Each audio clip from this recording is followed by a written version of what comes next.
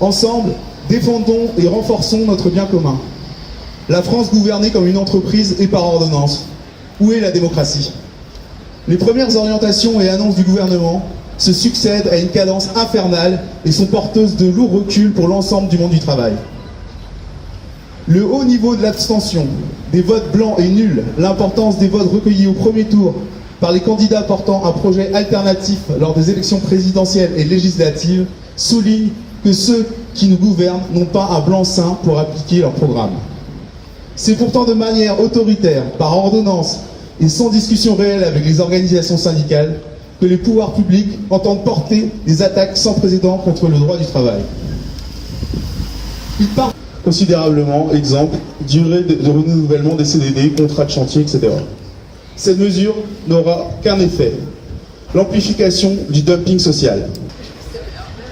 À l'heure où la souffrance au travail, les maladies professionnelles et accidents de travail s'accentuent, le CHSCT, qui est l'outil essentiel pour aborder les questions autour du travail réel, va être fusionné avec les autres instances représentatives du personnel. Macron veut aussi augmenter la CSG, ce qui aurait pour effet notable de baisser le pouvoir d'achat des retraités. C'est plus de 10 millions de retraités qui vont être impactés par cette décision. 1 200 € de pension mensuelle étant le seuil à partir duquel il considère un retraité aisé. Des patrons couverts par le chantage à l'emploi, des accords locaux pourront décider de la durée du temps de travail, du montant des salaires et des primes ou de la possibilité de licencier. C'est 110 ans d'histoire qui sont en jeu.